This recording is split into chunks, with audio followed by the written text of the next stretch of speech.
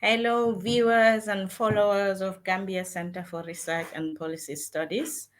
My name is Dr. Adam Sise, and today it is my pleasure to welcome you all in a discussion that we hope will be fun, entertaining, but educative as well. Today we are talking about ecosystem services and coastal adaptation to climate change, an interdisciplinary science-based application in the Gambia. Um, as I said, I am Adam Sise and I have a PhD in climate change and biodiversity with specific reference to mangrove ecosystems and climate-induced ecosystem change. I have 15 years experience in environmental management, coastal zone management, and conservation leadership. Today, the focus is not on me, so I will go straight to talk about what we have in store for you.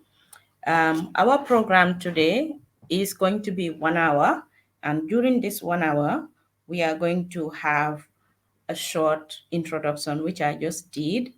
And then our invitee, Dr. Famara Dampha, will have 13 minutes to make a short presentation of his doctoral thesis, which is titled Ecosystem Services and Coastal Adaptation to Climate Change, an Interdisciplinary Science-Based Application in the Gambia. From then on, we will have Q&A for 40 minutes. So I hope everyone is ready on the other side to have this engaging discussion with Dr. Famara Dampha on how we will learn about climate change, but how we will protect Banjul City from the impacts of climate change. So to tell you more, we will go straight to Dr. Famara Dampha's biography. Dr. Dampha is a native of Kiang, January. However, he is currently based in Minnesota in the United States. Dr. Dampha is a lead scientist at the Natural Capital Project at the University of Minnesota. He has served at the World Bank as a senior climate consultant, and at one time he was also the director of admin and human resources at the National Disaster Management Agency in the Gambia. He is the founder of the project Household Disaster Resilience Project, in short, HELP in the Gambia. He has 13 years experience in professional, academic, and leadership uh, engagements. His specific research and professional work focuses on the intersection between climate change adaptation, disaster risk analysis, and capital accounting system, natural capital accounting system.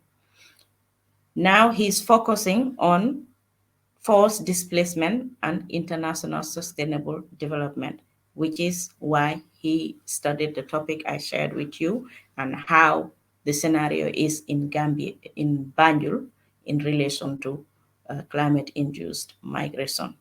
Dr. Dampha has a successful track of independent and interdisciplinary research using a multi-stakeholder engagement approach. So he has also worked at, consulted for renowned institutions like the World Bank, UNHCR, and you name it. Dr. Dampha, it is an honor for us to have you with us today, a true son of the Gambia. I hope the rest of the masses would stay focused and keep you engaged to share with the knowledge that you have and everything that you discovered while working on climate change issues in Banjul and the Gambia at large. Dr. Dampha, you're welcome. Well, thank you very much, Dr. Adam Sise, for that very generous introduction. I am very honored and delighted to have this discussion with you, my sister. And first, I would like to thank the Gambia Center for Research and Policy Studies for really putting this platform together. This is remarkable. This is what is needed. Uh, Often I get frustrated with academia that we do research that sits on the shelves of somebody's cupboard or published in high impact journals, and often the policymakers do not either have the time or even access to some of those journals. to really review those research papers and make policy informed decisions. So for everybody that is taking their time to listen to this platform, the Gambia Center for Research and Policy Studies, I think you're doing the right thing. And I encourage my friends, families, government employees, civil society organizations, and even the private sector to really take these type of discussions very seriously because we invest a lot of time, resources to do these studies. And we don't want studies that are just done at the end of the day, like nobody cares about the outcome. We want studies that inform policy, studies that are operationally relevant to impact on the development needs of our people. Now, climate is one of those topic areas. So I have to, before starting anything, because we're talking about policy, I have to give a disclaimer that today I speak as an independent scientist, that my views and opinions do not reflect those of the World Bank, the University of Minnesota, and even Help Gambia. I speak with an open mind as a scientist and based on the research that I've done as a PhD student, all in the Gambia. I can summarize my dissertation in a few words. It's about climate risk, it's about protection, it's about relocation or migration, and more importantly, it's about suitability. Suitability of where you move things and where we should have settlements. So this is a very important issue.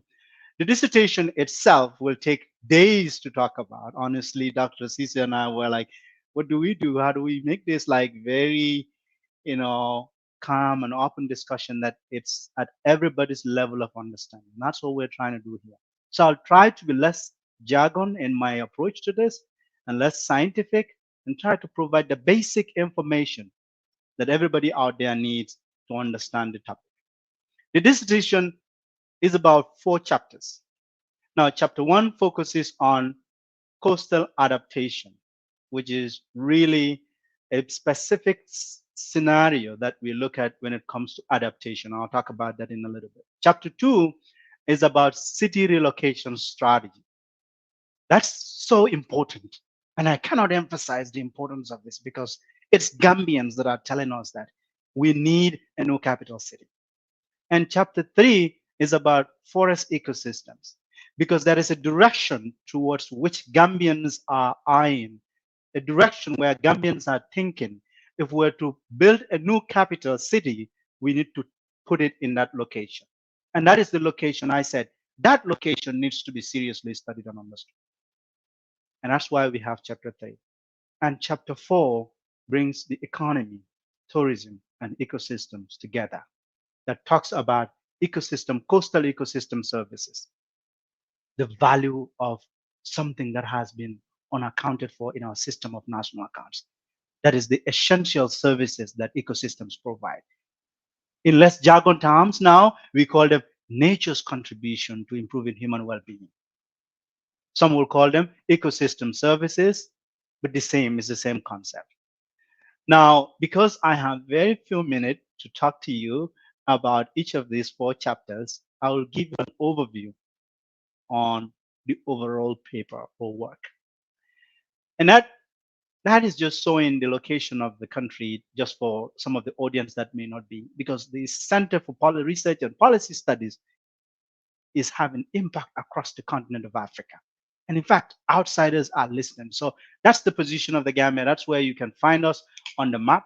But if you go to the next slide, the Gambia is listed as among the 100 critical countries most vulnerable to climate change. By who? The IPCC. That is the Intergovernmental Panel on Climate Change. That is the most credible scientific body of literature on climate change, synthesized by best scientists and government officials around the world. And us, this small country, we are listed as one of the most vulnerable, especially when it comes to coastal vulnerability issues.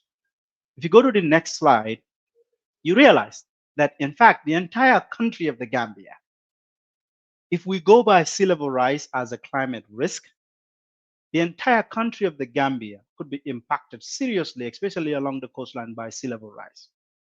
This map is showing the vulnerability of the riverine areas and the coastal areas to just a 3 meter a 3 meter sea level rise scenario. So if you have about 3 meters, which is very unlikely in by 2100, but what is very likely by 2100 is a meter rise in sea level. And a meter rise in sea levels says something that is important for us to understand. That the capital city of the Gambia, Banjul, majority of Banjul is less than a meter above global mean sea level. So with a global mean sea level of just 1 meter, if sea level rises, and why does sea level rise? It's because of the thermal expansion of the oceans. It's because of climate change. And if that happens, what happens? Banjul will be underwater. That was known by studies that were conducted in the country by Bubujalo and others since 1990 to 1996. If you go to the next slide, you realize that within that framework of coastal vulnerability, now we come up with strategies that were really investigated for each of the locations of our study. One strategy that is important, as I said at the beginning about this dissertation, is to protect. And we need to understand, why should we put in public dollar, public investment towards protection? And where should we put that public investment? These are fundamental policy relevant questions that we need to ask. And that specific protection scenario is a scenario not just for Banjul, but is a scenario for the Senegambia beach area. You notice that the contribution of of tourism and coastal ecosystems is enormous in the Gambia. It contributes over 12% of GDP, tourism alone. The trickle-down effect of tourism, in fact, has more impact, especially on the grassroots levels in the communities. But what is critical there is that, how do we know if Gambians value the protection of this coastline? I said to people, you know what, our beaches are beautiful, not just for tourists, they are for Gambians. Go there on Sunday, you realize the attachment, the recreational benefits that the coastline provides. Those are services that we don't pay for. If you want to generate or get those services from alternative sources, modern day recreational services that are out there, you got to pay for it. But on the beach of Banjul, the beaches of Senegambia, we don't pay for those things. That's natural resources, and nature offers those things. But critical component of this work is to think about migration as an adaptation strategy that is missing in the equation in the Gambia. We have a climate change policy. Trust me, if you review the entire policy, migration is not even mentioned. And this is where research comes to inform policy. Because migration is not just a reactive response to climate shock. It's not just like forced migration. It's an anticipatory response to a climate risk. So it becomes what? An adaptation strategy. That's if there's a strong literature out there about migration as a risk reduction strategy. That you don't just wait to be inundated by floods, but you reason, you make right decisions at the right time, relocate from floodplain zones and locate in proper areas. And that's what we observe in the capital city of the Gambia, Banjul.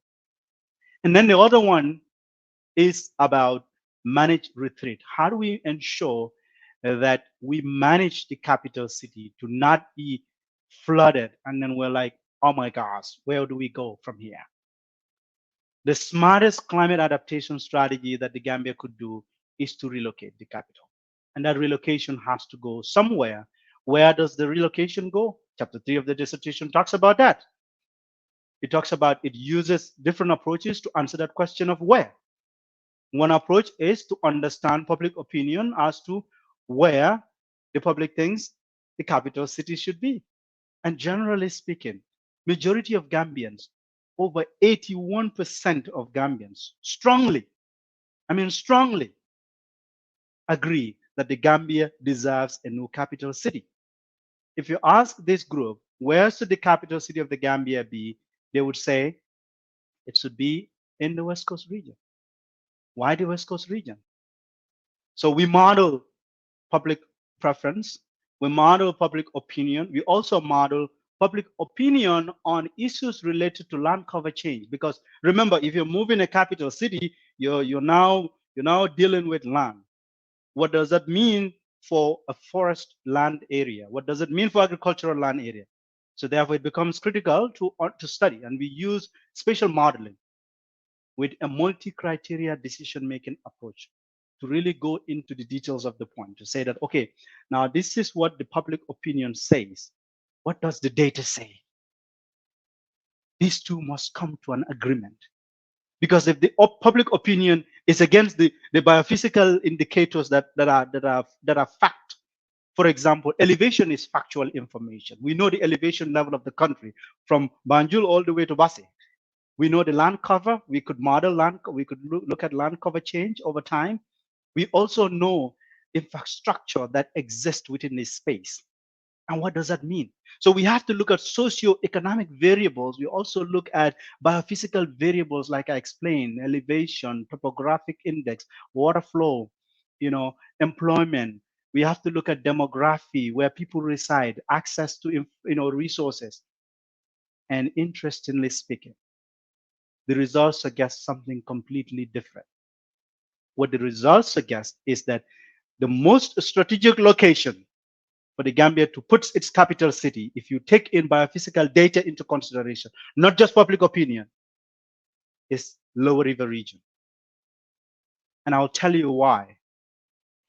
Lower River region, in terms of elevation, has the best elevation conditions compared to the West Coast region, and even compared to the Greater Banjul. Of course, Greater Banjul is out of the equation, because Banjul is out of the equation for a new capital.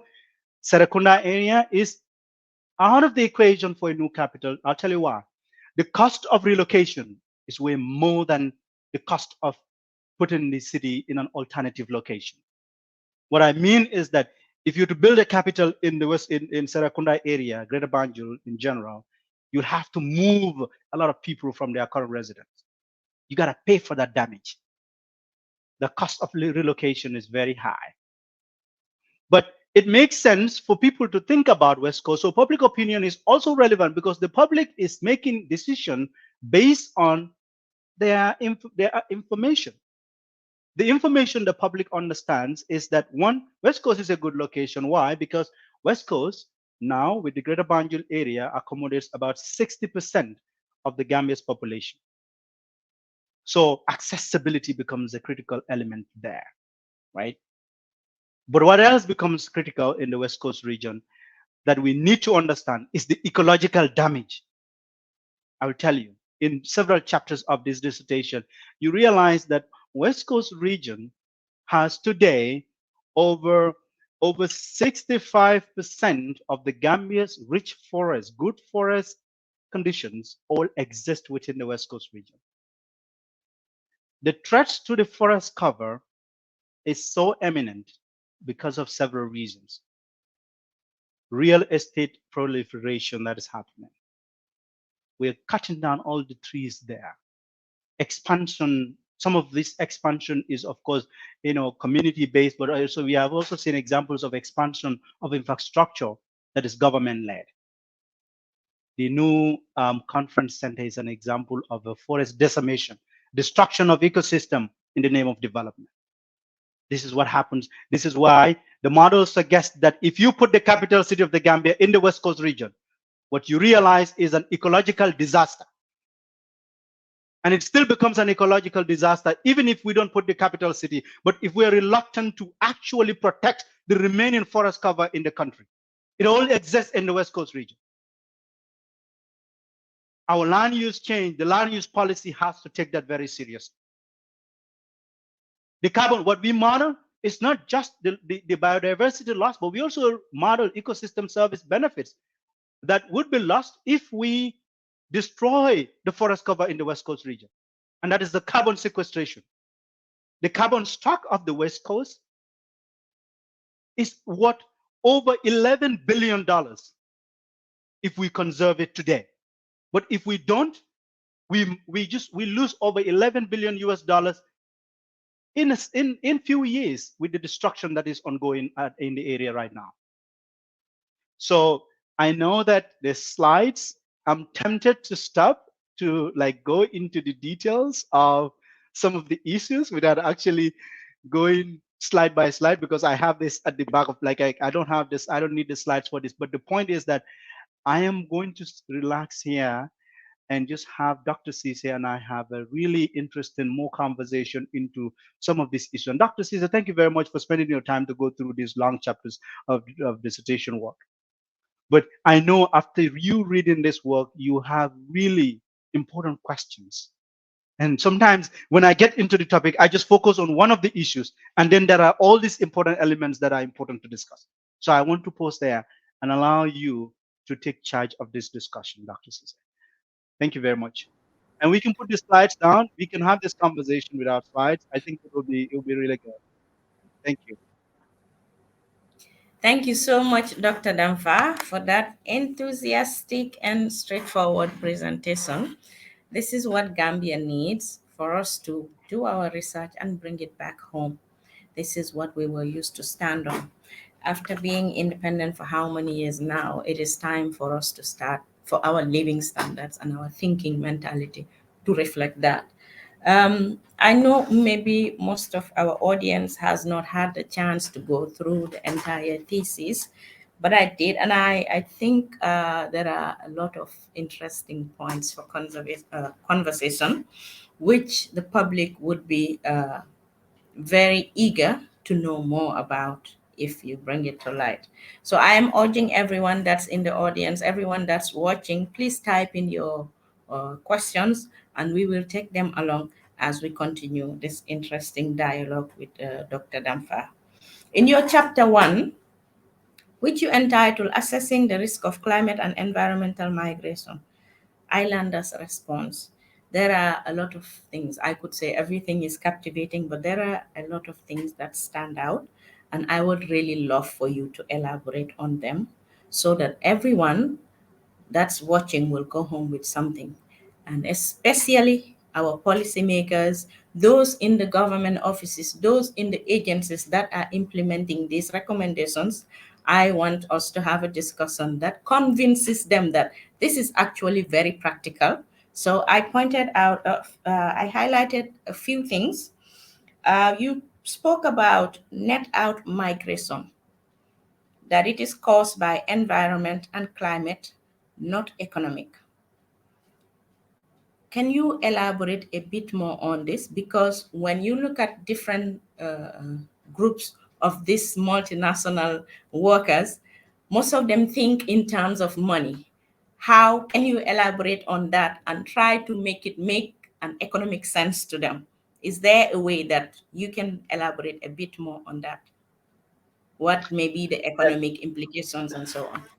Yeah, that's a great question. So first, the fact is this: if you don't know, over 30,000 people out-migrated from the Gambia's capital city, Banjul, since Mhm. 1993.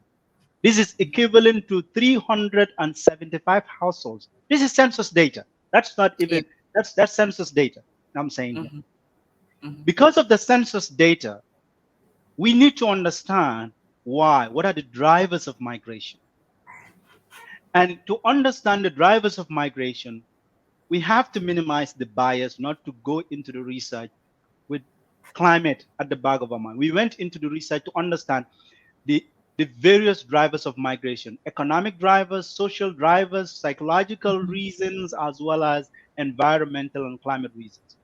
And Mhm. again, kudos to the students of the University of the Gambia. Over 40 undergraduate students conducted this research with me. We went into Banjul to collect data, and we asked Banjulians to tell us the reasons why they think their neighbors were leaving. This is Mhm. actual information coming from the current residents of Banjul. And then we gave them a scenario whether, if Banjul's current conditions remain the way it is today, whether they will continue to reside in the capital city. Mhm. The results are really interesting. First, Banjulians, if you do the statistical analysis, regression analysis, we use probability regression and even compare the results to logistic regression. with a binary dependent variable that says if a household, we look at a household's willingness to migrate, if they think that their migration in the future has anything to do with the migration of the previous residents in Banjul. Mm-hmm. Because we need to understand what you need to go into their psyche. Why would they migrate? You have to look at economics. Mm-hmm. The theory of migration, since the laws of migration to the new neoclassical theory of migration, migration around the world has been economically incentivized. People often migrate because of economic reasons. Most of us are here in the United States because of economic reasons. So the main drivers of migration, even those of us from the rural areas in the Gambia now living in urban areas, those migrations are mostly enticed by economic incentives. But if you look at socioeconomic data, Banjul, the capital city, has the lowest poverty rate across the regions of the country. Banjul is, I say, it's not just our capital, an administrative capital city, but it's an economic hub. It's a regional trade center. One of the biggest markets is there. So it doesn't make economic sense, even intuitively, to think that somebody will relocate from Banjul because they are trying to find jobs in Brikama area. That's not the fact. The result from the regression analysis, based on the data we collected, suggested that the most statistically significant variables are environmentally related and climate related variables. This has to do with everything that ranges from the sanitation condition in Banjul at the time. And remember, this was before, this study was done in 2008, before the new improvements occur in Banjul, before the current mayoress came into office. The sanitation condition in Banjul was really, it was disheartening to handle. The flood condition was serious. Households get inundated on weekly basis. In fact, the government had to relocate some of the residents from northern, I think it's from the northern part of Banjul to somewhere else. That relocation, we all remember that during Jammeh's administration. So the data is in line with these policy and realities that we see on the ground, that environment and climate are the push factors. They are the disincentive as to why people are leaving the city. But if you think about the current, there's a willingness to migrate scenario in that chapter that says to the household, suppose government comes with a relocation package and asks you your willingness to leave Banjul for a better location. Will you move? And remember, in this kind of scenarios, we have to make sure that they understand that everything remains the same. It's not like government is going to build a fancy mansion for you anywhere around the country. Everybody will say, I'll go. We say your current condition remains the same. What changes now? Your location. You're no more on this island, but you're now located elsewhere on the mainland. Will you relocate? And what is interesting about that? 65% of our respondents say yes, if government has a relocation package, they will leave Banjul. In fact, many went on to say descriptively, Banjul is not just a host city now, but it's a dirty city. And I'm sorry to say this, but these are responses that we got from Banjulians. And this was before, again, 2018. So perhaps current conditions change. Banjulans may have a different, we have to perhaps replicate the study to see if the same opinions remain. But here's where it is more interesting. Banjulians say, with or without government's intervention, we are planning to relocate this island by 2050 if current conditions remain the same. They understand the flooding that they experience. They understand at the time the poor sanitation condition in the country. So if they don't move, they realize that they are in a vulnerability hotspot. And the impact of any of those climate related hazards is on them. Is on them. The resilient capacity of the average Banjulian who lives in Banjul is very low. That's why migration you see, it's usually among people in the middle class. If you look at any demography, any country, the middle class, the people who are able to move. Because for some people, they want to move, but they are not able to move. The ability to migrate is different from the intent to migrate. So this is really an important area, but here's where the policy is important to think about. I said it in the introduction, but I encourage government officials that are listening. to really think about how we can observe anticipatory migration as a climate risk reduction strategy, not just for Banjulians, but Guinea Island. The islanders in Guinea, those people are facing similar challenges like Banjulians. And make no mistake, if we don't move, we don't protect Banjul. And again, I have to clarify because moving doesn't mean that Banjul should cease to exist. I am against that. I think that the government should still look for resources to protect Banjul to remain what I call the commercial capital city of the country that maintains the heritage, the identity, the culture of the people. It becomes a touristic destination. The rich can live there. They can build mansions that are resilient to sea level rise. Californians are telling me this. I spoke with a city planner in California, and then he said, "We're not moving. Miami is not going anywhere. We are going to build on the sea. You go to Dubai, they are building on the sea. But can the Gambia build on the sea? Probably not, because we don't have the adaptive and the instruments in place to do that at the moment. So this is where the challenge comes. But I really like that question on migration because it's so dear to my heart. And we have to connect it just quickly. Let me connect it to the rest of the world because it's important. That climate migration is not just a problem in the Gambia. In fact, in the Gambia, we call it anticipatory migration. People are being smart. In elsewhere, it's called climate displacement. People are forced to move. By force, you gotta move. The migration we studied in Gambia is not forced displacement per se. It is actually voluntary migration in response to a climate risk and environmental threats that the residents face. The World Bank suggested that by 2050, nearly 200 million people will become environmentally driven migrants in their own countries.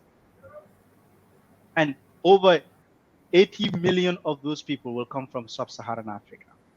They're coming from East Africa, droughts. People have to leave their communities because there is no water. People have to, coastal communities will be forced to move because sea level rise. They don't have the adaptive capacity to really deal with the impacts of sea level rise. So there's a global context to this. And in fact, there's the IPCC context. When you go to the IPCC, on issues related to loss and damage, migration becomes an important point. Because when people migrate, what happens? They lost home. And in the migration literature, one thing you will understand is that people love where they come from. Trust me, we all love where we come from. People don't want to be relocated, especially be relocated and be migrated without dignity. Migration, if you become a climate migrant, globally we know there is no legally recognized status by the UN, the UNHCR.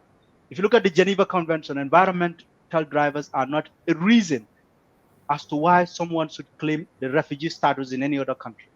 Unless that changes, people migrate because of environmental reasons and they migrate without dignity.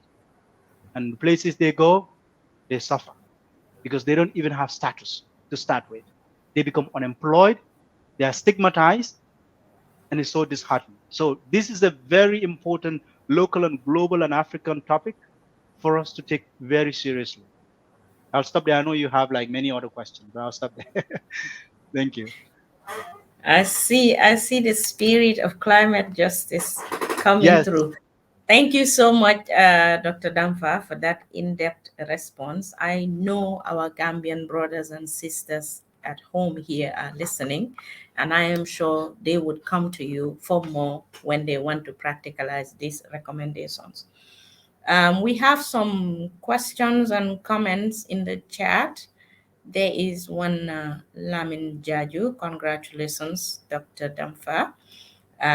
Yaya Sao is asking if Dr. Dampha can shed more light on the ecological damage happening in West Coast region of the Gambia, something you mentioned in your presentation. If you could shed more light and what steps are being done in response to that.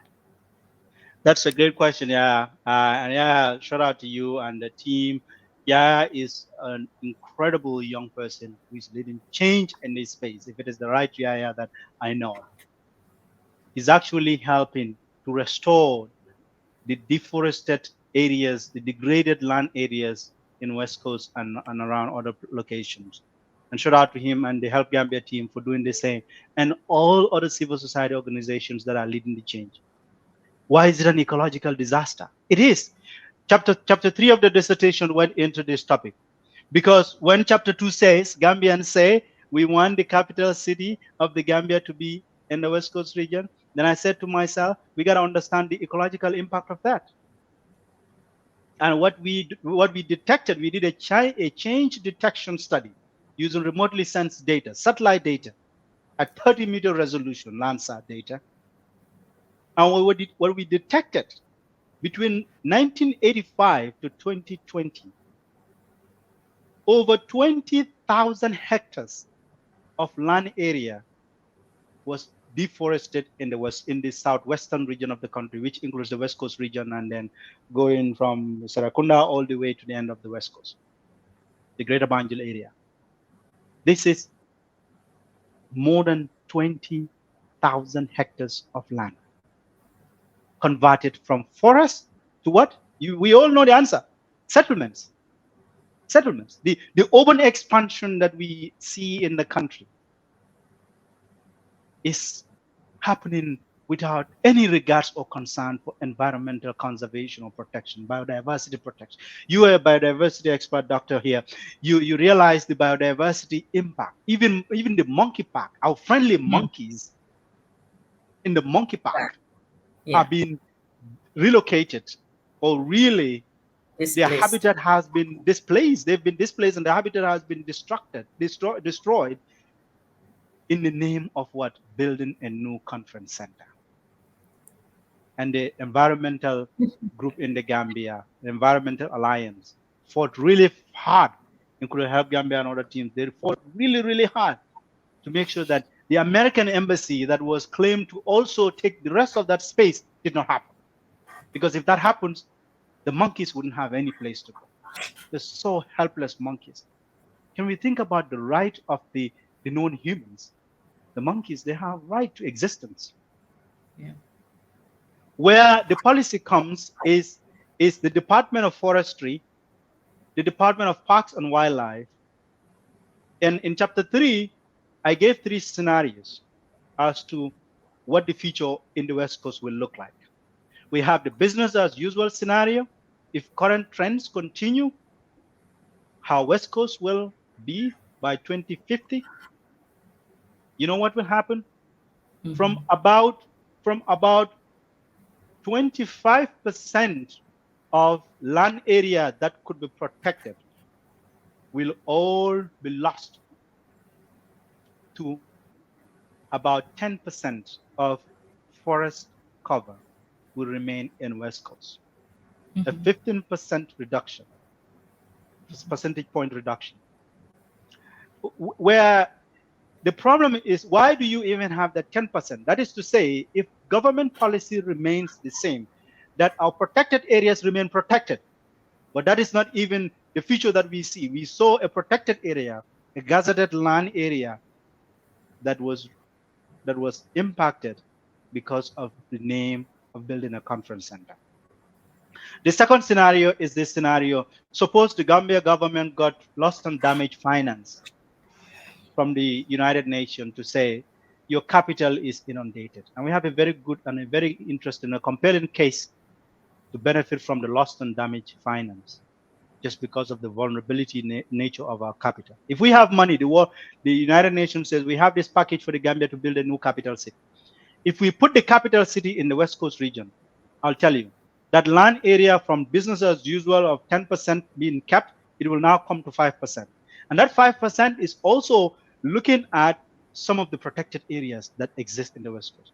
If government has no regard for protecting the protected areas, everything will go. The entire forest cover in the West Coast will go. We don't see monkeys around there. The biodiversity, the rich biodiversity in the space is gone because of urbanization, because of the crazy expansion that we see. With no planning, no zoning, no planning to really think about even green infrastructure. Come on, we cannot make the same mistake that the United States and other countries have made. And even in this country, even in the United States, I have to say, I think the United States is in many places here The greenery that you see, the green space that you see is amazing. And I applaud the mayor of KMC for really thinking about green infrastructure in urban spaces. Because even as we expand, we build new cities, come on, let's take nature into consideration, into planning. And to the builders, I have to say, why do we have to build our compounds and make the entire floor concrete? Why? I don't get it. The entire floor of your yard is concrete.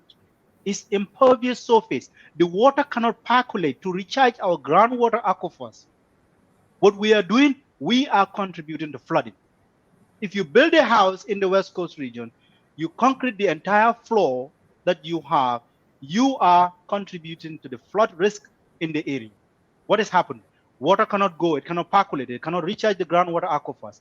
Water will always find its way. It either gets inside your house or it goes on the street. There is no not stormwater infrastructure on the streets. What is happening? It moves along the streets, and then what? It gets into compounds that have low elevation. That's why if you're building, you have to consider to what extent will water move if flooding occurs. How much will the water level be? That's the level. It should be at least a meter from the ground. If you don't do that, your house will be flooded. And to minimize and prevent the flooding, is to prevent the ecological disaster because nature offers what? A flood risk reduction strategy. Those forest areas, those green spaces that you see, like I said, they suck the water on the ground. They recharge our groundwater aquifers. It helps us as a country to retain the groundwater. We are recharging a lot of the groundwater. Go even in the provinces today. A lot of people are doing what? They are drilling boreholes without any control. That is extracting the groundwater resource that we have. And you know what? Groundwater is a resource that can be depleted. In some countries, their groundwater aquifers are depleted. Water becomes scarce. Flooding, not water. If there is water scarcity, what happens? Agriculture is affected. Even our drinking water supply becomes limited. So if you maintain nature, you're maintaining our groundwater systems. If you concrete your entire floor, you're contributing to flooding. I'm sorry to say. But that's why the thinking and the design should change.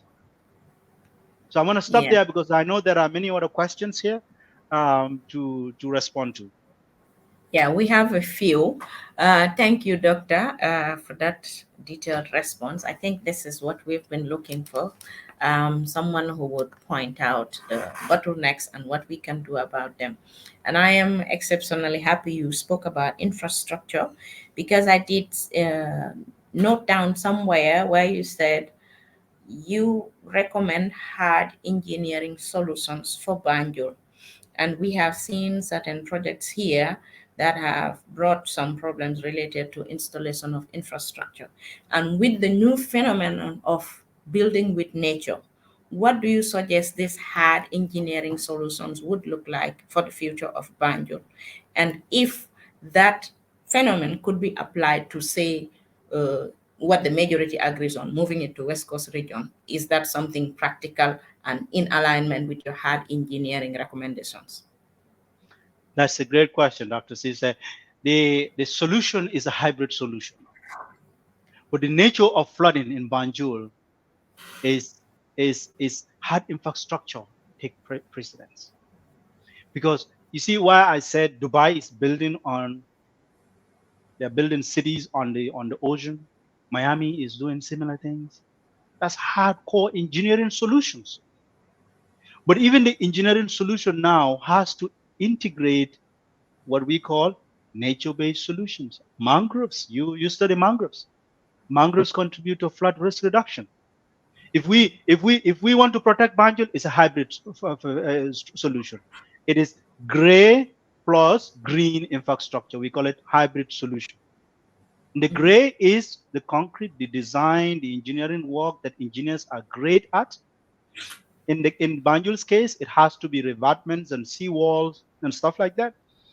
But also, it needs more planting of trees. I was amazed last time I was on vacation in the Gambia and I visited the Banjul beach. I saw how young people, the civil society, is taking the lead the civil society is taking the lead actually in restoring the mangrove ecosystem around Banjul. And it is unfortunate that our government had to build our National Assembly on a wetland. That's against the Ramsar Convention that they signed. Also, wetlands are super useful for flood mitigation, for sea level rise, inundation reduction. So if we continue to do that expansion on wetlands, we're actually contributing to the loss of the island, the small island in Banjul. Because now that wetland area that is now considered the National Assembly premise, that entire space used to be space that sucked the water, the space that prevents flooding. Now we wonder why Banjul is flooded. Well, we are the ones contributing to the problem.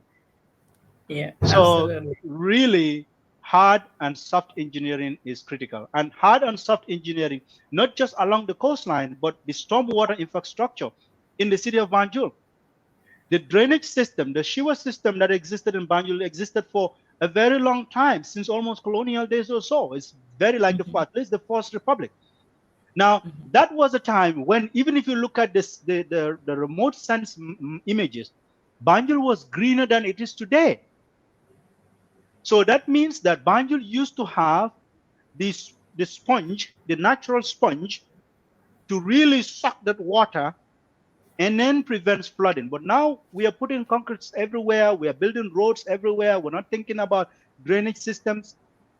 The flooding will continue to be the problem. So Banjul itself needs a better and improved stormwater infrastructure to allow that water to leave the city. And it is not just Banjul. KMC has the biggest problem to deal with. And I want to add on to this problem because it's related to infrastructure. KMC has the biggest infrastructure problem when it comes to flood. The World Bank, as I technically support them, I'm not talking about that project today, but we have a project on reducing flood risk along the Kotu stream, the biggest flood risk zone in the entire Serakunda area. Where the problem is that it's not just the Kotu stream, that's just the hotspot. But the problem is mainstream of Kotu stream because we don't have a proper waste management system. It is improving now, but what is happening, the small drainage system that we have across Serakunda area, all of this drainage is clutched with what? Waste. And to the national disaster, not disaster, but to the NEA, that's where the NEA comes in to implement our anti-littering law. The NEA has to make sure that if you litter on the ground, you pay for it. The law says this. Let's implement the policies and the law. But if we don't minimize that waste, indiscriminate dumping of waste on the streets, this is also contributing to the flood risk in the area. And generally speaking, it would be really an innovative design process to build a stormwater system that prevents flooding. But another way to prevent the impact of the flood in the greater Banjul area is to move the city. Once you move the city, you decongest Serakunda, because what has happened, a lot of people in Serakunda are renting. If you move the city, those who go to work in Banjul, they will now move towards the eastern part of the country.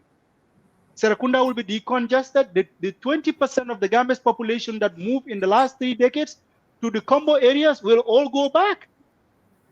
And once we decongest the urban area, we could properly plan Serakunda to be the best place to live. Yeah. But right now, people cannot afford to relocate from Serakunda because economics is in Serakunda.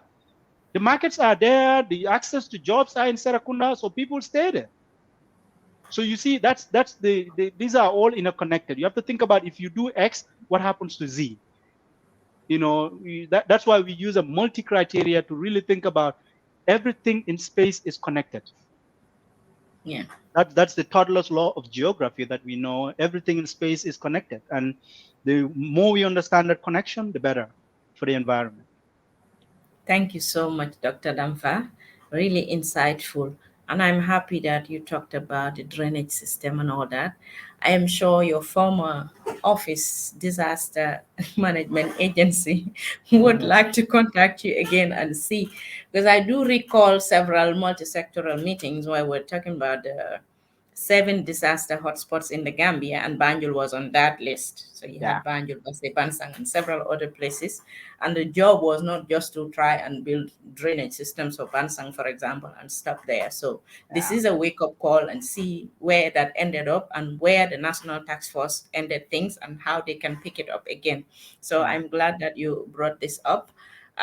We have still some comments. There is a type bar asking if it is possible to have access to your dissertation document.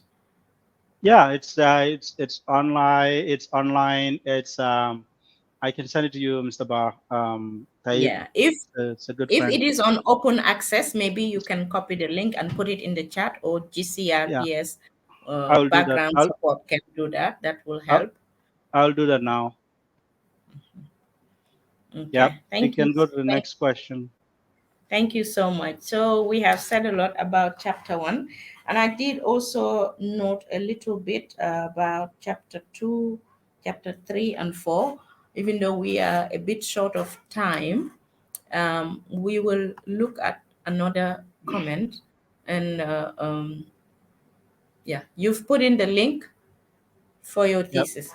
That's great. So you were talking about recommendations about moving Banjul to West Coast region, the impact it would have in forest cover and all that. So, in the aftermath of moving Banjul, for instance, and you did say we are not just to abandon Banjul and say it's going to be in abyss. Do we have any recommendations, something that the national team, for instance, the multi-sectoral people, those designing policies and development plans, can rely on and say, okay, the project is not just to move Banjul, but after all, what do we do Yep. with Banjul? I've Yep. seen several examples, Wanganigan, Japan, all of those. Is Hmm. there something that we could throw at them as a national action body, what they can think of? Because I refuse to believe that there isn't money to build these things. There's money everywhere. If you Yeah. write a good proposal, money will come, especially when you are not talking about something that will last one day or cost 1 million. It's going to be in the billions. So we need to have a good national plan for this. What is your advice that you will give to the national team who might be in place to come up with the recommendations for during and after? This is a very important point, question. How much I wish the National Assembly Committee on Environment summoned me to the National Assembly to talk about this issue. Because why I'm saying that, one is that one thing that is interesting about my work is the replicability of it. The research can be, we can replicate it and replicate it with new data. The approach is standard, is a framework. What I would recommend is the National Assembly. If the National Assembly is listening, this conversation starts. It can be a policy conversation, but it could also be something the Environment Committee of the National Assembly take into account, given that they are, in fact, on a hotspot. National Assembly itself, it's so ironical, right? The lawmaking body in itself can sink because of this problem. So what they need to do is, uh, one is political will.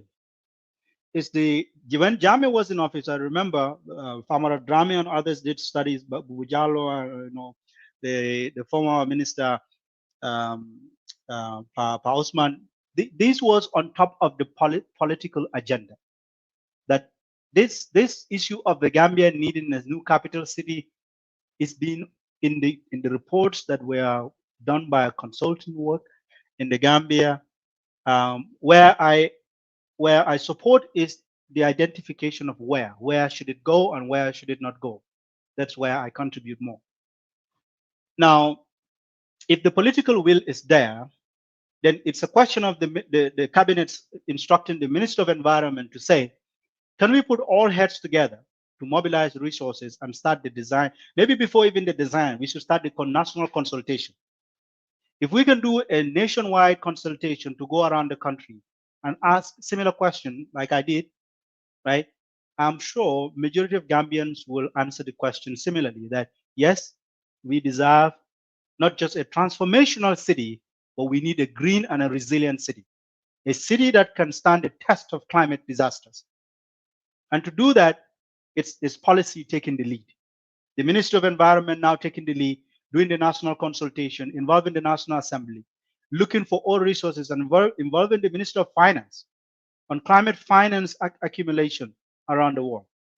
If you are following the climate negotiations and at the Conference of Parties, the COP meetings, I was just in the Bonn meeting, and then I'll be in Dubai as well. The discussions around loss and damage. The Gambia is a good case study to be one of those countries that benefit from the loss and damage payment that the entire nation, the entire world will contribute towards. Because we have a scientific case, we have a case that is studied, we have the vulnerability, we have a case which is also unique because it is our capital that is threatened. If the capital is affected, the entire country is doomed. The economy sinks. Because what happens? Remember, all of our national critical institutions are located in Banjul. A serious inundation occurs in Banjul, even our central bank, where the money is in Banjul. So the risk to the economy is so high. So I would recommend that the minister first, the political level, high level, the president convene a cabinet discussion around this. The Minister of Environment take it seriously, include the Minister of Finance, mobilize climate financing, get to the COP negotiations and present the Gambia's case to really get international funding, climate funding, as part of the loss and damage funding to build a new capital city for us. And we can come back and discuss where the location of the new capital city would be. But strategically, Thank, the study is conclusive. It makes it clear that it has to be somewhere that has less ecological destructions. thank you, Dr. Dampha. I think we are almost out of time now, so I will just read the last question from Salil. He's asking if the Gambia has a national framework plan to monitor its ecosystems. If yes, how effective is it, and how and what can we do to have one that can be effective for our environment or society? I believe This he's is referring this to is the NBSAP. sorry. I said, I believe he's referring to the NBSAP, National Biodiversity Yeah, Strategy and yeah, Adaptation Plan. yeah. We have those plans. We also have the coastal and marine working group. We have at the NEA now we have a coastal unit. These are units and policies that are meant to help to monitor and prevent ecological damages in the country, right? The problem is in the Gambia, honestly, is implementation and enforcement. Yeah, So we Gambia is good. That's why the climate tracker say Gambia is on track to meeting its NDC goals. This is absolutely. because if you go by the document, you go by the books, we have really good policy Perfect. technocrats. Young people like Dr. I could even call him Doctor, but Bubu Jalo. Bubu and others have done amazing work. You have been part of this work for a very long time. NEA staff, there are a lot of great technocrats that we have in the country. Where the problem is, the technocrats really moving forward into implementation and enforcement of the laws. So, Salih, that's where the problem lies. It goes beyond having the plans, but implementation. Sometimes they will say we don't have resources to enforce or to implement. But some of this thing is not very costly. It's really cost effective to, for example, on anti-littering, for instance, you can get the national police force involved and start enforcing the law. You're caught on the street littering, you pay for it. Why are we going around and talking about the maslaha syndrome? It's unacceptable. We need we need to make sure that the law is implemented to the latter and forget about this whole maslaha thing. If we continue the maslaha syndrome in the country, nothing will change. Behaviors cannot change. Sometimes you have to incentivize and disincentivize, meaning you ask people to pay for the damages that they are causing. So that's a great question, though. Thank you. Thank you so much, Dr. Damfa. It has been really an enlightening 1 hour. I wish we had more time, but this, I believe, has been enough to sort of break the ice back. So hopefully, we will get more chances to talk more about practical solutions for climate adaptation in the Gambia. It has been a pleasure to listen to you and to exchange with you. I hope everyone on the other side has. Thank you so much. I have a quick last recommendation. Mhm. I want to really take the opportunity once again to thank the center, this Gambia Center for Research and Policy Studies. This is a very good initiative.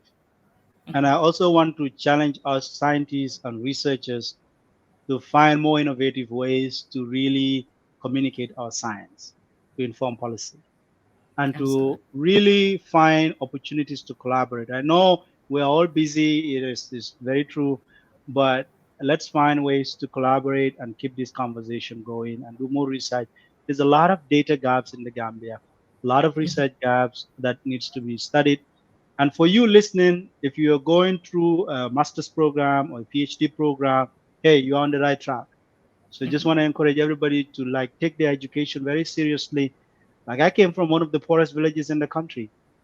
So getting here, it was just taking my education seriously. So if a young person, you may be searching for those scholarships, they're not coming through, but don't stop.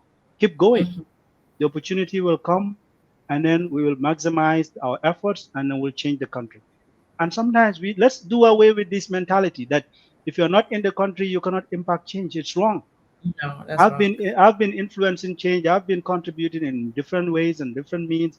So to the diaspora, you in the diaspora listening, be part of a group, support a civil society organization, build their capacity, connect them to resources to ensure that what happens, everybody is empowered because climate is everybody's business. It's not just government. This idea that just government, no, it's civil society taking the lead, and that's why at some point I said in the Gambia we need what a civil society strategy.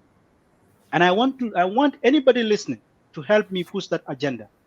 On climate and biodiversity and environment, we need a civil society strategy that recognizes the critical role of civil society organizations to be funded by government and development partners to really give resources to these change makers. Sometimes we put project dollars in places where the impact is less. If you put money into the civil society groups that are operating voluntarily in the country, we will have drastic and really amazing changes in the country. And we have to also do away with the mentality in the Gambia we have that volunteerism, civil society work is for the unemployed youth. It's not true. You No. sitting inside government, you minister of environment, you director of something, you could be part of a civil society force. The least you could do is to support them if you're not part of it. And if you're in the diaspora, you could help. You could even call these people and encourage them. Say thank you. We're seeing the work you're doing. This thing motivates the kids and the youth to go further. So I would say this is a remarkable time to make change, and it has to be a whole of society approach. And if you don't know how you can contribute, call me. I will guide you as to how you can contribute because everybody have a stake in this. If you're in the private sector, you're thinking about how to do climate work, you don't have ideas, let's have a conversation. But once again, doctor, thank you so much. I know absorbing a whole dissertation is a lot of time. So thank you for your time to really come up with these critical questions, very scintillating discussion. So thank you very much once again.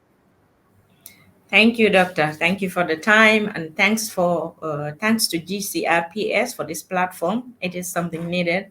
Thanks to our followers, audience, everybody who's rolling with GCRPS. We are just starting. There's still Yeah. a lot of work to do, so we call on everyone. So I'm sure with the thesis, they can reach out to you directly, or they can reach out to GCPRS for more information on how to contribute. Thank you, Yeah.